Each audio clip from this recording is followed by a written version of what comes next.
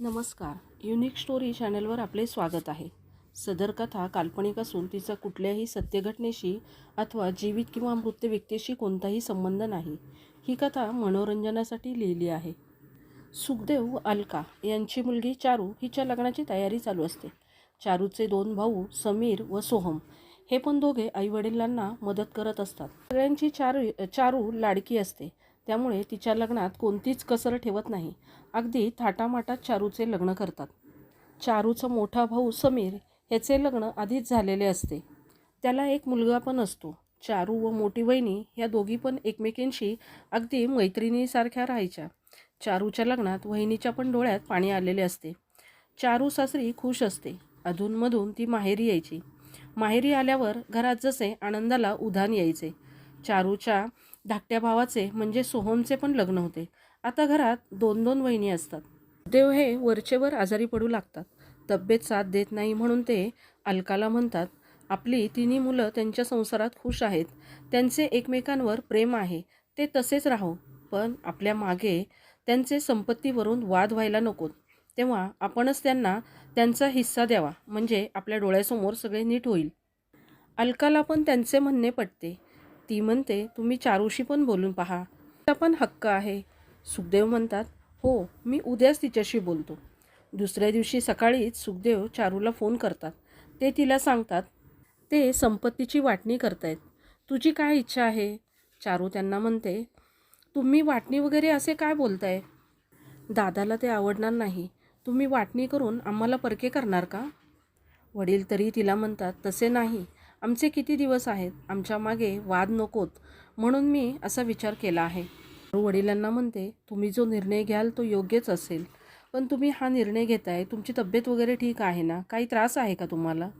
सुखदेव चारूला म्हणतात, माझी तब्येत वगैरे सगळं ठीक आहे. मी तुझ्या दोन्ही भावांशी सुद्धा बोलणार आहे. सगळं फायनल झालं की तुला कळवतो.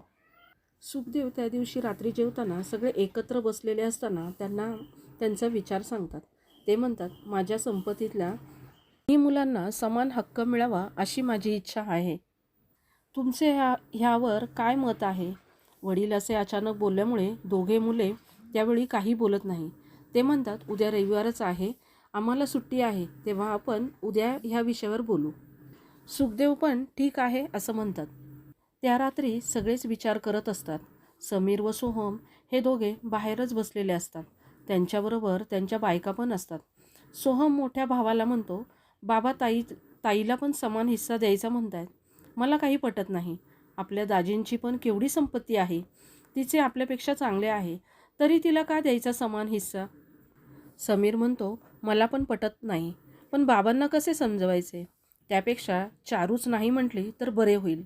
तेव्हा समीरची बायको म्हणते, आपण आजपर्यंत त्यांचे सगळे केले आहे. माहेरी आल्यावर प्रत्येक वेळी त्यांना साडी चोळी घेतली आहे, त्यांचे सगळे सण साजरे केलेत, त्यांच्या हिस्सा एवढा त्यांच्या लग्नात खर्च केला, तरी अजून काय द्यायचं बाकी आहे त्यांना? तिच्या बोलण्याला सोहमची बायको पण बरोबर आहे असं म्हणते. ती म्हणते, वाटणीमध्ये त्यांचा संबंधच नाही, त्यांनी फक्त माहेर म्हणून यावे, हक्क म्हणून नाही. दोघे पण विचार करतात. सगळ्यांनी उद्या बाबांना समजवायचे असे ठरवतात. दुसऱ्या दिवशी सगळेच उशिरा उठतात.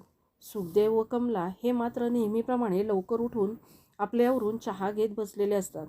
समीर व सोहम हे दोघे त्यांचे आवरून वडिलांसमोर येऊन बसतात. समीर त्यांना म्हणतो, बाबा, आपण चारूच्या लग्नात किती खर्च केला तुम्हाला आठवते का? तिच्या नवऱ्याला किती तोळे दिले होते? चारूला पण तुम्ही दागिने केले होते. सुखदेव म्हणतात, हो, मला माहीत आहे, त्यावेळी माझे रिटायरमेंटचे पैसे मिळाले होते, मीच सगळा खर्च केला होता, त्यामुळे मला सगळं माहिती आहे, पण त्याचे हिते काय? सोहम म्हणतो, बाबा, तुम्ही आजपर्यंत ताईसाठी आमच्यापेक्षा जास्तच केले आहे.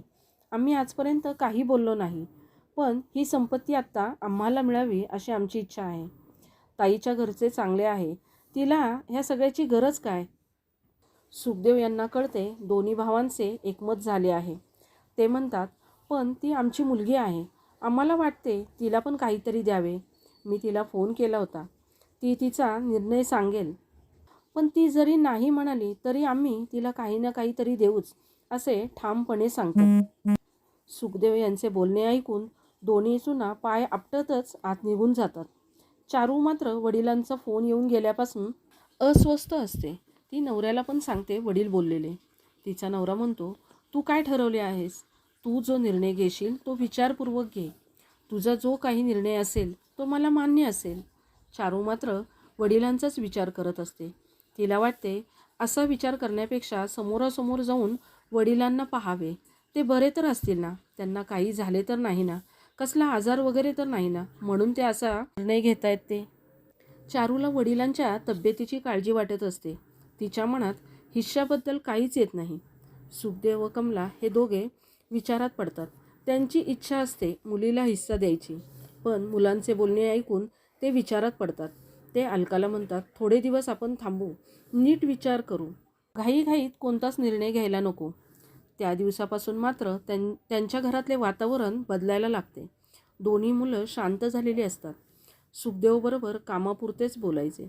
सुना पण अलकासमोर आली की मुद्दाम तिला ऐकवायच्या. आपण काय सुना नुसतं ह्यांच्यासाठी कामं करायच्या. मलाही मात्र कोण मुलगी खाणार? आपण थोडी ह्यांच्या मुली आहोत का? काय नशीब घेऊन आली आहे ती. सासरी पण ऐश व माहेरी पण. आपण आहोतच तिच्या मागे पुढे करायला. सुनांचे बोलणे ऐकून अलका तिथून निघून जायच्या. सुखदेव हे आठवडाभर सगळ्यांचे निरीक्षण करत असतात. पुढच्या रविवारी ते परत सगळ्यांना एकत्र जमायला आधीच सांगतात. त्यावेळी मात्र ते चारूला पण बोलून घेतात. चारू आदल्या दिवशीच माहेरी जायला निघणार असते. तिचा नवरा म्हणतो, तू काळजी नको करूस, सगळे ठीक होईल. तू जा, सगळ्यांना भेट व नंतर ठरव काय ते. चारू नवऱ्याचा निरोप घेऊन माहेरी येते. चारूला बघून आईवडिलांच्या चेहऱ्यावर आनंद येतो. आई तिला प्रेमाने जवळ घेते. वडील तिच्या डोक्यावरून हात फिरवतात. चारू बाहेरच्या खोलीतच असते, पण अजून तिच्या मोठ्या भावाचा मुलगा आत्या आली असे म्हणत आलेला नसतो. तिच्या वहिनी पाणी घेऊन आलेल्या नसतात. चारूची आईच तिची बॅग घेऊन तिला आत घेऊन येते. चारू वहिनीला आवाज देते, कशी आहेस वहिनी? ती मानेनेच म्हणते, हो ठीक आहे, व दुसरीकडे जाते. चारूला घरात बदल दिसत असतो. चारू आईवडिलांशी गप्पा मारत असते. ती काळजीनेच वडिलांना विचारते, बाबा तुम्ही ठीक आहात ना? सुखदेव यांना मुलीच्या डोळ्यातील काळजी स्पष्ट दिसत असते. ते म्हणतात, हो बाळा, मी एकदम ठणठणीत आहे. काही वेळाने चारूचे दोन्ही भाऊ कामावरून आलेले असतात. दरवेळी चारू आली की भाऊ लगेच येऊन तिला भेटायचे, पण ह्यावेळी तसे होत नाही. रात्री जेवताना सगळे समोरासमोर येतात. चारू भावांना म्हणते, तुम्ही कधी आलात? मला कळलेच नाही. तुम्ही कसे आहात? सोहम म्हणतो, तुझी कृपा आहे ना, आम्ही मजेतच आहोत. चारूला माहीत असते सोहम हा तिची नेहमी चेष्टा करायचा, पण ह्यावेळी त्याच्या बोलण्यात चेष्टा नव्हती दिसत, तिरस्कार दिसत असतो. समीर मात्र काहीच बोलत नसतो. पहिल्यांदाच चारू माहेरी ही अशी शांतता पाहत असते. त्या शांततेने तिचे मन मात्र खूपच अशांत होते. तिला कळत नसते. तिने तर वडिलांना काहीच सांगितलेले नसते, तरी हे सगळे असे का वागतायत? समीर त्याचे जेवण उरकून चारूला म्हणतो, बोलू उद्या आपण, असे म्हणून निघून जातो. चारू पण कसेबसे 4 घास खाते. जेवण झाल्यावर चारू परत आईवडिलांच्या बरोबर खोलीत जाते. त्या रात्री चारूला झोप येत नसते. तिला तिचे घरातले बालपण आठवत असते. बाबांनी खाऊ आणला की तो पहिल्यांदा ते माझ्या हातात द्यायचे. सोहमला मात्र खूप राग यायचा. तो माझ्यावर चिडायचा, पण समीर दादा त्याच्या वाटणीचा खाऊ आमच्या दोघांना द्यायचा. सोहमने मला त्रास दिला तर दादा त्याला रागवायचा. सोहम पण नंतर मला सॉरी म्हणायचा. किती छान दिवस होते ते. आज पहिल्यांदाच ह्या घरात मी असे तणावपूर्ण वातावरण पाहिले आहे. चारूला झोप येत नाही हे बघून तिचे बाबा तिला म्हणतात, काय झालं बाळा, तुला झोप येत नाही का? चारू बाबांच्या जवळ जाते. त्यांचे पाय दाबू लागते. ती म्हणते, बाबा किती दिवस झाले मी तुमच्या पायांना तेल लावून नाही दिले. तुम्हाला आठवते का? तुमचे पाय कोण दाबणार? ह्यावरून आमच्यात भांडणे व्हायचे, पण तुम्ही नेहमी मलाच तेल लावायला सांगायचं. पुढे चारू म्हणते, आपल्या घरातील ही शांतता मला नकोशी झाली. एवढी महत्त्वाची होती का बाबा वाटणी? सुखदेव म्हणतात, हो बाळा, बरं झालं हे माझ्यासमोर होतंय ते. नाहीतर मी पण तुझ्यासारखाच अजून तुमच्या लहानपणीच्या आठवणीत असतो. तुम्ही मोठे झालात ह्याची मलाही विसरच पडला होता. चारूला बाबांच्या बोलण्यातला मर्म कळत नसतो. बाबा म्हणतात, बास झाले बाळा, तू झोप आता. दुसऱ्या दिवशी सकाळी समीर व सोहम हे बैठकीच्या खोलीत बाबांची वाट पाहत असतात. दोन्ही वहिन्या किचनमध्ये त्यांची कामं करत असतात. चारूशी त्या मोजकेच बोलत असतात. आज बाबा अजून खोलीबाहेर आलेले नसतात. न राहून सोहम आईला विचारतो, बाबा काय करतायत? या म्हणावं लवकर, एकदाचा विषय संपून टाका. सोहम बोलत असताना बाबा हातात एक फाईल घेऊन येतात. ते सगळ्यांनाच समोर यायला सांगतात. तेव्हा दोन्ही सुना पण हातातले काम ठेवून तिथे उभ्या राहतात. सगळेच त्यांच्या बोलण्याची वाट पाहत असतात. ते म्हणतात, तुम्हाला माहीत आहे का, चारूचे लग्नाआधीपासूनच मी तिच्या नावावर पैसे टाकत होतो. तिच्या लग्नाच्या वेळी नेमके माझे रिटायरमेंटचे पैसे मिळाले होते. त्यावेळी मी तिच्या नावावर ठेवलेले पैसे वापरलेच नाहीत. काही दिवसांनी मी चारूला विचारले, तुझ्या नावावर ठेवलेले पैसे तुला पाठवू का? ते तुझेच आहेत. तर तेव्हा चारू म्हणाली होती, बाबा तुम्ही माझ्यासाठी एवढे केलेत, मला आत्ता काही पैसे लागत नाहीत. ते पैसे तुम्ही दादाच्या मुलाच्या नावावर ठेवा, त्याला शाळेसाठी ते उपयोगी होतील. पण हे दादाला नका सांगू. शिवाय ती म्हणाली होती, जसे तुम्ही माझ्या नावावर दर महिन्याला पैसे बचत करत होतात, तसेच वहिनींच्या पण नावावर करा, त्या पण तुमच्याच मुली आहेत. चारूच्या बोलण्यामुळं मी ते पैसे नातवाच्या नावावर फिक्स डिपॉझिट केलेत, ही त्याची रिसीट. आणि दर महिन्याला दोन्ही सुनांच्या नावावर काही रक्कम ठेवतो आणि ह्या त्या रिसीट. सुखदेव बोलत असताना त्यांचा कंठ दाटून येत असतो. ते म्हणतात, माझी सगळी संपत्ती मी दोन्ही मुलांच्या नावावर केली, त्यामुळे तुम्ही आता टेन्शन घेऊ नका. हो, पण आम्ही दोघे मात्र आता इथे राहणार नाही, आम्ही गावी जाणार आहोत. आमची काळजी तुम्ही नका करू. कालच जावयांना पण फोन केला होता. ते मला म्हणाले, आम्हाला तुमची संपत्ती नको, तुम्ही तुमची सगळ्यात मौल्यवान संपत्ती मला दिली आहे, त्यापुढे ही तुमची संपत्ती फिकी आहे. मला एवढेच वाटत होते, आईवडिलांच्या संपत्तीत मुलीचा पण समान हक्क असतो, तो तिला मिळावा. चारू पण माझ्यावर रुसू शकली असती, तिचा हक्क मागू शकली असती, पण ती मला एकदाही संपत्तीविषयी बोलली नाही. उलट तिला माझी काळजी वाटत होती की मला काय झाले, मी हा निर्णय का घेतोय. खरंच आईवडिलांना एक तरी मुलगी हवीच, जी फक्त प्रेमाने काळजीने त्यांची विचारपूस करेल. ह्या वयात त्यांना तरी काय हवं असतं. घरात एकदम शांतता पसरलेली असते. आई हळूच हुंदका देते. सखाराम तिला म्हणतात, झाले आता सगळे, चल बॅग भरायला घे. चारू रडतच त्यांना म्हणते, बाबा तुम्ही माझ्याकडे चला. तेव्हा समीर त्यांना म्हणतो, थांबा बाबा, आमचे चुकले. संपत्तीच्या हव्यासापोटी चारूचे प्रेम ओळखू नाही शकलो आम्ही. चारू दादाचा हात हातात घेते. त्याला म्हणते, दादा मला हिस्सा कधीच नको होता, पण बाबांचा मान ठेवायचा म्हणून मी आले होते. मला जर काही द्यायचेच असेल तर मला तुमचे प्रेम द्या.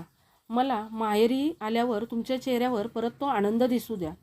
4 दिवस हक्काने माहेर यायचा तो हक्क द्या. चारू हे सगळं खूप भावूक होऊन बोलत असते. ती बोलत असताना तिचा लहान भाऊ सोहम तिला स्वारीताई म्हणतो. दोन्ही वहिन्या पण चारूला म्हणतात, आमचे पण चुकले. समीर सगळ्यांना शांत बसायला सांगतो व बाबांना म्हणतो, तुम्ही जी वाटणी केली ना ती बदला. आता तिघांना पण समान हिस्सा द्या. जर चारूऐवजी अजून एक भाऊच असता तर आपण त्याला हिस्सा दिलाच असता ना. आणि जर चारूला तिचा हक्क नको असेल तर तिच्या वाटणीचे तसेच ठेवा. जेव्हा तिला वाटेल तेव्हा ती तो हक्क घेऊ शकेल अशी वाटणी करा. पण प्लीज परत आम्हाला सोडून जायचे म्हणू नका. आपले कुटुंब हीच आपली संपत्ती आहे. असं बोलून तिन्ही मुलं एकत्र होतात. हे बघून सखाराम म्हणतात, चला तुम्ही एक झालात ना, मग आम्ही सुखाने मरायला मोकळे झालोत. मला हेच पाहायचे होते, आमच्या मागे चारूचे माहेर पण होईल का. पण तुमचे प्रेम बघून आमची काळजी मिटली. चारूचा नवरा तिला घ्यायला आलेला असतो. तो तिला विचारतो, काय मग काय निकाल लागला. चारू त्यांना म्हणते, वाटणी हा शब्द किती छोटा आहे ना, पण त्यामुळे माणसात लपलेला मोहाचा राक्षस जागा होतो आणि तो जागा झाला की नात्यात गुंता होतो. आमच्या घरी मोहाच्या राक्षसावर सगळ्यांनीच विजय मिळवला आहे. चारूचा नवरा म्हणतो, तू काय बोलतेस, तुला तरी कळते का. चारू म्हणते, हो तुम्हाला नाही कळणार, पण निकाल लागला व सगळेच पास झाले त्यात. असे बोलून चारू आनंदाने तिच्या नवऱ्यासोबत जायला निघते. चारू घरातून निघताना त्यांचं सगळं कुटुंब एक होऊन चारूला निरोप देतात आणि तिला सांगतात, परत हक्काने माहेरी यायचंस असे सांगून तिला निरोप देतात. आजची स्टोरी तुम्हाला कशी वाटली ते कमेंट करून नक्की सांगा आणि अशाच वेगवेगळ्या विषयांवरील स्टोरी ऐकण्यासाठी आमचं चॅनल नक्की सबस्क्राईब करा, लाईक करा, शेअर करा. थँक्यू.